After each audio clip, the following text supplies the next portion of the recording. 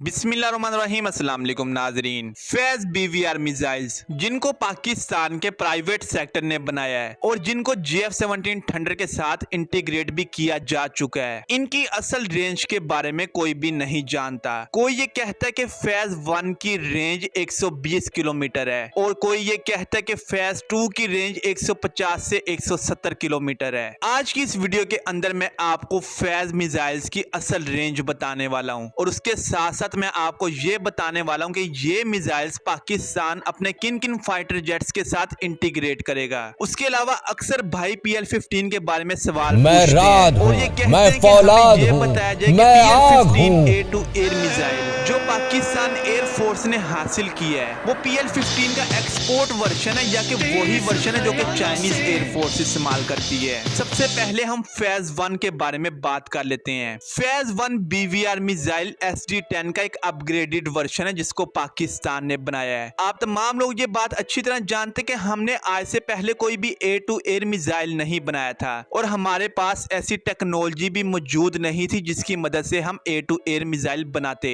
और अक्लमंद इंसान हमेशा सही फैसले करता है। हम बजाय के इसकी R&D के ऊपर बहुत ज्यादा पैसा खर्च करते और एक लंबा अरसा लगा के एयर टू एयर मिसाइल हासिल करते, हमने चाइना से मदद ली एयर टू एयर मिसाइल बनाने के लिए और हमने SD-10 को अपग्रेड किया और फैज 1 बनाया। फैज 1 की जो असल रेंज है वो तकरीबन 150 किलोमीटर से ज्यादा है। देखिए, मैं हमेशा आपको ये कहता आया हूँ कि जो कागज के ऊपर लिखा होता है वो झूठ होता है। अगर कागज के ऊपर ही लिखकर हम अपनी मिसाइल्स की स्पेसिफिकेशंस बताना शुरू हो गए तो हमारा दुश्मन हमारा बहुत आसानी के साथ फायदा उठा लेगा। दुनिया के अंदर जितने भी हथियार मौजूद हैं उनकी असल रेंजेस किसी किसी को ही पता होती हैं। अब जो फैज 2 है वो PL-15 का अपग्रेडेड वर्जन है। इसकी असल रेंज PL-15 के बराबर है। और PL-15 की असल रेंज क्या है, क्या भारतीय बताना पसंद करेंगे? भारतीय क्लेम के मुताबिक इसकी असल रेंज 150 से 170 किलोमीटर है, क्योंकि इसकी असल रेंज जो कागज के ऊपर लिखी हुई है वो 170 किलोमीटर भी नहीं है। शायद इसकी इतनी थोड़ी सी रेंज को लेकर ही अमेरिका बहुत ज्यादा डर रहा है और वो नए से नए एयर टू एयर मिसाइल बना रहा है, लेकिन फिर भी Chinese air to air missiles का मुकाबला नहीं कर पा रहा। फैज 2 की असल रेंज PL-15 के बराबर है। आप फैज 2 को PL-15 की कॉपी भी कह सकते हैं। बस हमने इस एयर टू एयर मिसाइल के अंदर अपने मुताबिक अपग्रेडेशंस की हैं और हमने चाइना से मिसाइल टेक्नोलॉजी हासिल की है और बहुत अक्लमंदाना फैसला किया है। इससे हमारा एक तो ये फायदा हुआ कि हमारे पास मिसाइल टेक्नोलॉजी आ गई और दूसरा फायदा ये हुआ कि हमने अपने एयर टू एयर मिसाइल्स बना लिए। फैज 1 और फैज 2 के अंदर जो टेक्नोलॉजीज इस्तेमाल की गई हैं वो चाइनीज और टर्किश टेक्नोलॉजी का कॉम्बिनेशन है, या आप इसको ये भी कह सकते हैं कि यूरोपियन टेक्नोलॉजी और चाइनीज टेक्नोलॉजी का कॉम्बिनेशन है। अब फैज 2 की असल रेंज क्या है? जब आपको PL-15 की असल रेंज पता चल जाएगी जो कि आपको पता है तो आपको फैज 2 की भी असल रेंज पता चल जाएगी। अब पाकिस्तान एयरफोर्स इन मिसाइल्स को अपने किन किन फाइटर जेट्स के साथ इंटीग्रेट करेगा, ये भी एक बहुत अहम सवाल है। पाकिस्तान एयरफोर्स अपने चेंगडू J-10C